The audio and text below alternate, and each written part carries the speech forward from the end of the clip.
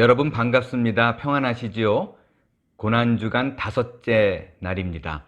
오늘 들으실 하나님의 말씀은 마태복음 27장 45절로 53절까지의 말씀입니다. 제가 봉독해 드리겠습니다.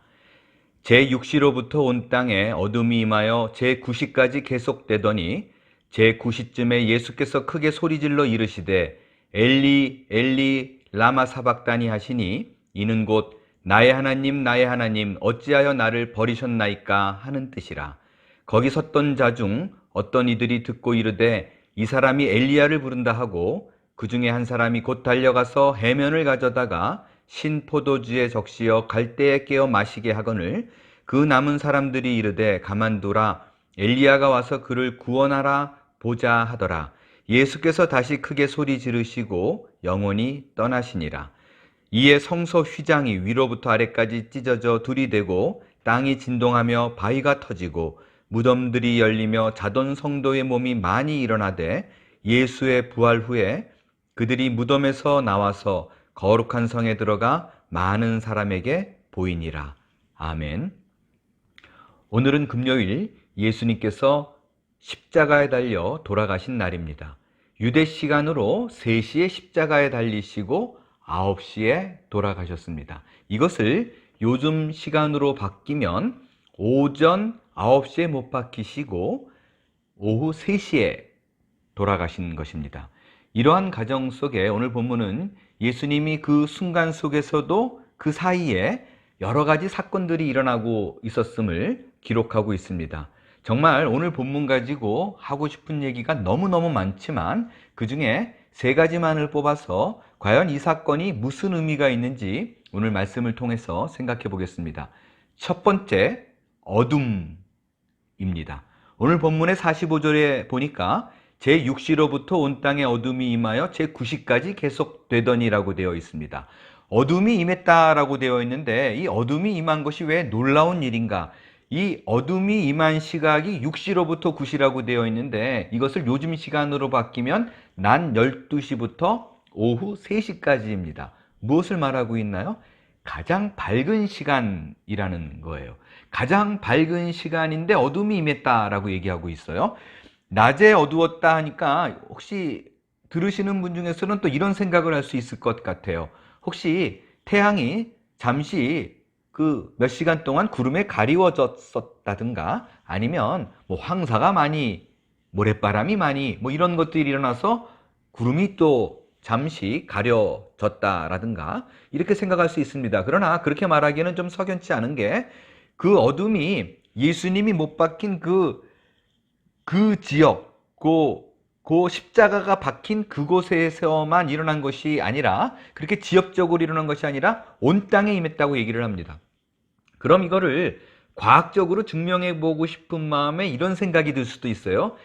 맞다, 기가 막히게 그때 때마침 일식이 일어났겠구나라고 생각하기가 쉽습니다. 그러나 이것도 결코 그런 일이 일어날 수 없는 게 시기적으로 맞지 않아요. 왜? 그때가 6월절이라고 분명히 얘기했거든요. 6월절은 월의 중간에 있는 날입니다. 그러니까 보름달이 있는 날이에요. 보름달이 떠 있다라는 얘기는 해와 가장 정반대편에 있다라는 뜻입니다. 그렇기 때문에 일식이 일어날 수 없는 기간이에요. 그럼 어둠이 임한 현상을 어떻게 해석할 수 있는가? 이것에 대한 답이 누가복음 23장 44절에서 찾아볼 수 있습니다. 같은 장면을 누가가 역사가이잖아요. 역사가답게 디테일하게 설명을 했어요. 뭐라고 얘기했는가? 때가 제6시쯤 되어 해가 빛을 잃고 온 땅에 어둠이 임하여 라고 되어 있어요. 그러니까 뭐가 가려져서가 아니라 어둠의 원인인 해가 빛을 잃어버린 거예요. 여러분, 해가 빛을 잃었다는 것은 굉장히 의미심장한 말입니다. 왜냐하면 여러분 잘 생각해 보세요. 제가 항상 얘기 드리기를 구약은 신약의 그림자이다. 구약의 여러 가지 인물과 사건과 내용 모든 것은 앞으로 오실 예수 그리스도를 예표하는 것이다 라고 말씀을 드렸어요. 구약에 여러분이 잘 아는 유명한 사건이 하나 있습니다. 누군가 죽기 바로 직전에 흑암이 임했던 적이 있었어요. 아시겠어요? 조금만 더 힌트를 드리자면 이 흑암이 장자가 죽기 직전에 임했습니다. 어떤 사건이죠? 이건 역시 유월절과 깊은 관계가 있어요. 금방 답이 나오죠? 예, 그렇습니다. 이스라엘이 출애굽을 하기 바로 직전에 모세를 통해서 하나님께서 애굽에 내린 10가지 재앙 중 마지막에 장자가 죽기 바로 직전에 임했던 것이 흑암의 재앙이었어요. 당시에는 3일 동안 흑암이 있었다라고 얘기한 것이 그 그림자가, 그 구약의 그림자가 신약의 실체로 등장할 적에는 3시간 흑암이 나타나서 이때 임한 그 어둠의 사건이 출애굽 그림자의 실체라는 것을 말하고 있어요. 여러분, 그 출애굽할 때 일어났던 흑암의 재앙의 의미가 무엇이었나요? 이 흑암의 재앙은요, 당시에 애굽 사람들이 가장 숭배하고 있고 가장 두려워했던 최고의 신이 태양신이었어요. 라신이었습니다. 그것이 무력화되었다는 것을 의미합니다. 애굽의 태양신은 창조자라는 의미가 있었어요. 바로는 본인이 태양신의 아들이라고 얘기할 정도로요, 태양 숭배 사상은 어느 시대나 있습니다.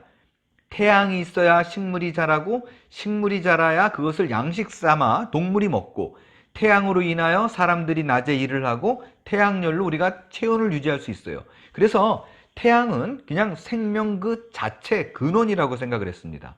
그런데 하나님께서요, 그 모세를 통해서 어둠이 임하게 했어요. 그건요, 이 세상을 주관하는 신은, 그 근원은 태양신이 아니다라는 것을 보여주고 있는 거예요.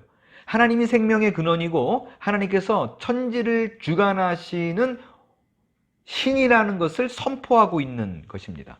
그런 의미로 태양이 아무런 기능을 발휘하지 못하게 만든 것이었어요.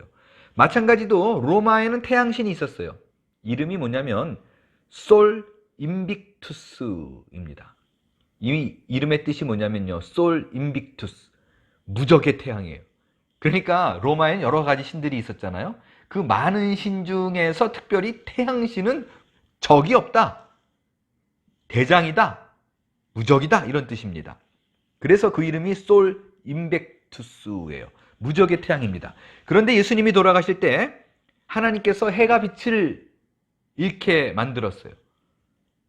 태양이 아무것도 아니라는 걸 증명해 보였습니다. 이 말의 의미는요, 지금 출애굽 시대의 재앙의 장면을 완벽하게 재현하시면서 예수님이 돌아가시는 그 순간이 마치 이 땅에 큰 저주가 임한 것처럼 보여지고 더 이상 가망 없는 것처럼 보여지고, 심지어 하나님이 자기의 아들을 버린 것처럼 보여도, 완벽하게 이 땅에 있는 모든 현상들이 저주처럼 보여도 아니라는 것입니다. 하나님께서 완벽하게 그 상황을 붙들고 계신다는 것, 주관하고 계신다는 것을 보여주는 의미입니다. 출애굽 당시에 어둠이 오히려 출애굽을 할 수 있는 희망의 그 전조이듯이, 그것을 상징하듯이 예수님이 십자가에 달리신 그 절망의 시간이 지나면 온 인류가 구원받게 되는 아름다운 일이 일어날 것을 보여주고 있는 것, 그게 바로 어둠이 임한, 십자가상에 임한 어둠의 의미입니다. 두 번째, 예수님의 죽음을 좀 살펴보겠어요. 당시에 예수님을 따르던 사람들은 예수님의 죽음이 정말 충격적이었었어요. 그것은 마치 하늘이 무너지고 땅이 떠지는 것 같은 그런 충격을 받았습니다. 그런데 여기서 우리가요, 좀 한 번 더 생각하고요, 흔들리지 말아야 될 죽음의 진실이 있습니다. 그건 뭐냐면요, 엄밀히 말하면요, 예수님은 죽임을 당한 게 아니에요. 이 죽음은 예수님이 사역을 시작하면서 이미 본인이 죽게 될 것을 알고 있었고, 오히려 그 죽음을 향해서 성큼성큼 자진해서 걸어갔으며 한시도 이것을 잊은 적이 없기 때문에 아무 생각 없이 있다가 예수님이 그냥 당한 게 아닙니다. 이것을 더욱더 정확하게 알 수 있는 것이 오늘 본문 50절에 예수님이 크게 소리 지르고 영원히 떠나시다 라고 되어 있는데, 여기서 영원히 떠나시다라는 것이 압히엠이라는 헬라어 단어인데, 이게 직설법이고 능동태예요. 그러니까 죽임을 당한 게 아니라 수동적으로 어쩔 수 없이 맞이한 게 아니라 본인이 적극적으로 결정하고 그 길을 떠난 거예요. 영혼이 떠난 거예요. 사실 그 십자가형을 당한 그때의 죄수들이요, 십자가에 달려서 죽음까지 가는 시간이 보통 2, 3일이 걸렸다라고 그래요. 그런데 예수님은 다른 사람과 달리 6시간 만에 숨지셨어요. 물론 그 십자가에 달리기 전에 험한 고문이 있었죠. 채찍에 맞고 창에 찔리고 못에 박히고 피를 엄청 쏟는 일이 있었습니다. 그것이 이유의 하나인 것은 분명하지만 적어도 성경은 그렇게 얘기하고 있지 않아요. 그걸 그렇게 묘사하지 않습니다. 적극적으로 본인이 죽음에 관여해서 행한 것으로 기록하고 있어요. 왜냐? 예수님은 그걸 위해서 이 땅에 오셨고 그렇게 해야지만이 본인의 완전한 사명을 이루게 된다는 거, 인간을 대신해서 그 죄를 다 짊어지고 죽어야 하는 것이 본인의 일인가라는 것을 너무나 명확히 알았기 때문입니다. 그래서 예수님께서 돌아가시면서 한 말이 뭐였어요? 요한복음 19장 30절에 보면 다 이루었다. 이게 예수님의 마지막 남긴 말이었어요. 헬라어로 테텔레스타이라는 말입니다. 테텔레스타이는요, 당시에 흔하게 쓰이는 말이었었어요. 주인이 종에게 무슨 일을 시켰을 때 종이 그 일을 완수하고 들어오면 테텔레스타이라고 얘기했어요. 제사장이 제물을 잡을 때 확인해보고 흠이 없어요? 테텔레스타이라고 얘기했어요. 완벽하다. 예술가가 작품을 완성하고 만족해하면서 작품이 완성됐다. 테텔레스타이. 상인들이 주로 많이 썼죠. 이 말은 물건값이 있는데 내가 다 지불 완료했어요.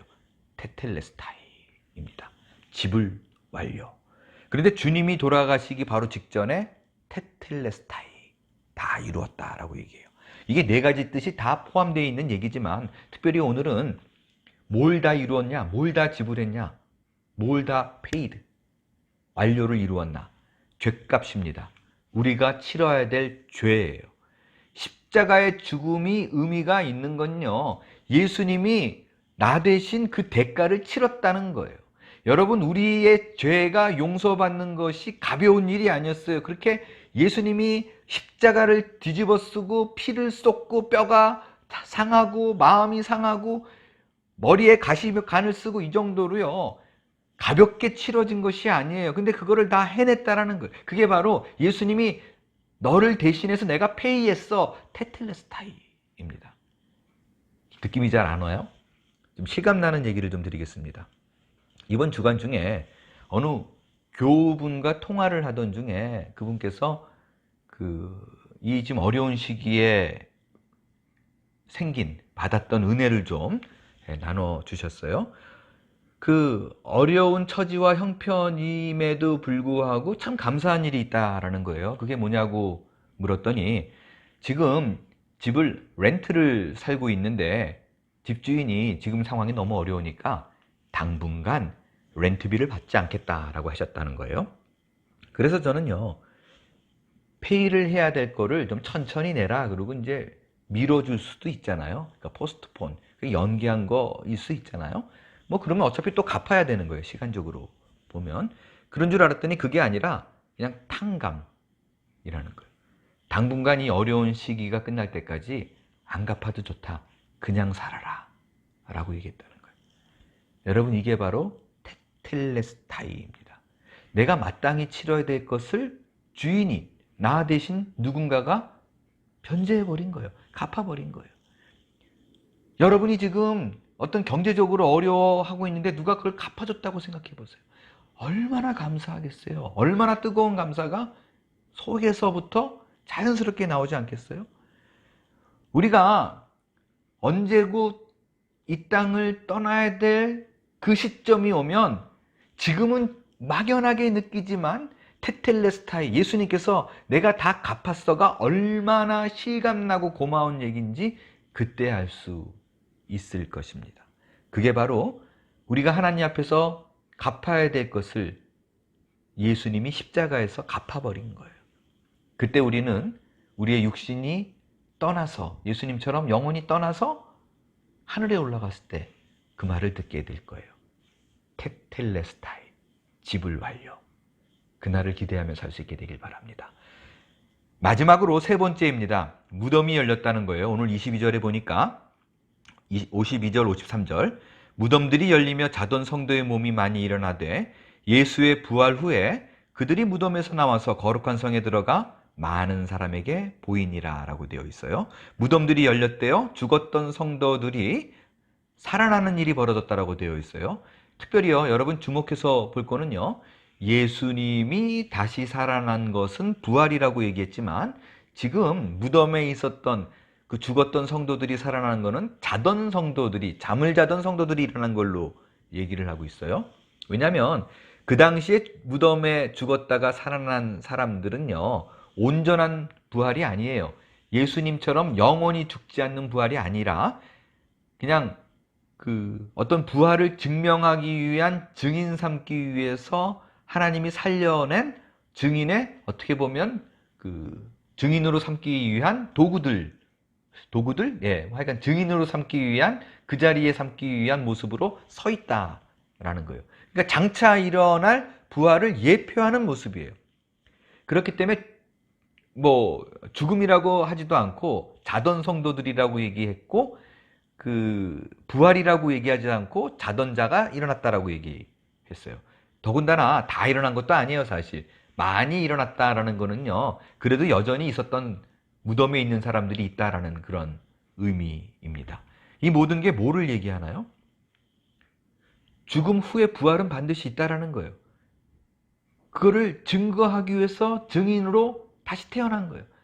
살아난 거예요. 허구가 아니라 사실이라는 것입니다. 무덤에 나왔던 자들은 시간이 지나면 다시 죽었어요. 그래서 온전한 부활이 아닌데 하나님의 정한 때가 오면 부활한 예수님 그 모습처럼 영원히 죽지 않는 모습으로 우리가 다시 변화되어 그 부활에 참여하게 된다는 것입니다. 그때가 언제예요? 예, 예수님의 재림의 때입니다. 우리 신자들은 그날을 소망하며 사는 사람들이에요. 요한복음 14장에서 예수님이 이렇게 약속했어요. 내 아버지 집에 거할 곳이 많도다. 그렇지 않으면 너희에게 일렀으리라. 내가 너희를 위하여 거처를 예비하러 가노니 가서 너희를 위하여 거처를 예비하면 내가 다시 와서 너희를 내게로 영접하여 나 있는 곳에 너희도 있게 하리라. 다시 온다고 약속했어요. 신자란 그 약속을 믿고 오늘을 인내하는 자입니다. 말씀을 준비하면서요, 제게 있었던 아주 오래전의 일이 하나 떠올랐어요. 2010년도에 저희 가족들이 한국에서 1년을 머물면서 사역을 할 때의 일입니다. 그때 우리 큰아이가 4학년, 10살 때였었어요. 한국말을 거의 그러나 그리고 이 말밖에 못했었을 때였기 때문에 일반 학교를 들어가지 못했어요. 그리고 대안학교를 갔습니다. 경기도 북쪽, 아주 북쪽에 산골같이 있었던 그렇게 크지 않은 학교였었어요. 중고등학생은 한 120명 그래도 됐었는데 초등학생들은 앤디를 포함해서 5명인가 6명인가 그랬었어요. 그나마 앤디 혼자 4학년이고 나머지 애들은 다 6학년인 아이들이었었습니다. 기숙 학교였었기 때문에 월요일 이른 시간에 앤디를 그 산골로, 경기도 북쪽의 산골에 데려다 놓고 그리고 5일을 기다리다가 다시 프라이데이, 금요일이면 오후에 앤디를 찾으러 가서 픽업해 와서 또 이틀을 자고 다시 월요일 날 데려다 주고, 이런 거를 얼마쯤 했을 때의 이야기입니다. 한국의 운전이 미국에서 운전하던 사람은 익숙치 않잖아요. 그 운전이 몸에 잘 배어 있지 않을 때예요, 한국의 운전이.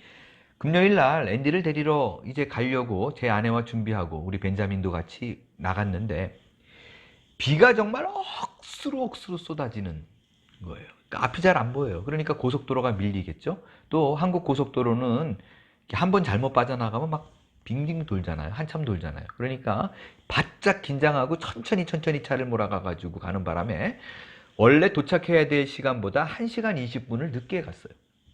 얼마나 아내의 마음도 불안했겠어요. 다른 사람들은 와가지고 자녀들을 다 데려갔을 텐데 이 녀석이 그 비 쏟아지는 곳에서 어떡하나, 4학년짜리가. 그래가지고 그 산으로 올라가는 그 좁은 길을 차를 타고 쭉 올라가가지고 정문을 들어서 쭉 올라가는데 앤디가 하도 안 오니까 우산을 들고 원래 기다리던 자리에서 한참을 내려와서 정문 앞에 있는 건물에 그 처마에서 이렇게 우산을 쓰고 그 조그만 아이가 이렇게 혼자 기다리고 있는 거예요. 그러다가 우리가 정문에 이렇게 딱 들어서니까 얼마나 좋아하는지 막 펄짝펄짝 뜨면서 우산을 들고 막 좋아하는 거예요. 가슴이 뭉클해가지고 그 아이를 미안한 마음에 태웠어요. 그러면서 제가 앤디 보고 그런 얘기를 했습니다. 혼자 있었는데 뭐 무섭지 않았냐고 그랬더니 안 무서웠대요. 걱정하지 않았냐고 그랬더니 하나도 걱정하지 않았대요. 어떻게 걱정하지 않았냐고 그랬더니 앤디가 아무렇지도 않게 이렇게 얘기를 하더라고요. 아빠가 온다고 그랬잖아. 온다고 그랬으니까 그냥 기다렸어. 단순한 말이었어요. 아빠가 온다고 했으니까 그러니까 그냥 기다렸지. 그걸 믿으니까 1시간 20분이 지나도 아빠가 항상 지켰던 약속이 있으니까 기다림이 어렵지 않았다는 거예요. 여러분, 이것이 우리 크리스찬들이 앞으로 다가올 미래에 대한 예수님의 약속을 기다리는 자세가 되어야 된다고 생각합니다. 지금 현재의 상황이 어렵더라도 힘들더라도 예수님이 그 약속을 지키신다는 믿음, 나와 함께 하신다는 그 약속의 믿음, 다시 오실 거라는 그것을 바라고 기대하며 인내하는 그 믿음, 그 다시 오마 약속하는 그 약속을 붙잡고 오늘을 성실히 묵묵히 잘 견뎌낼 수 있는 한몸교회 교우분들이 다 될 수 있게 되길 바랍니다. 그럴 때 우리에게 부활의 그 아름다운 승리가 확연하게 분명히 주어지게 될 것입니다. 기도하겠습니다. 하나님, 우리에게 보여준 수많은 사건 속에 함께 하시는 주님을 찬양합니다. 이로 인하여 오늘 하루를 이겨내게 해주시고 나를 위하여 모든 것을 대신 지불하신 예수님을 바라보며 소망 있는 하루를 살게 해 주시옵소서. 예수님의 이름으로 기도합니다. 아멘.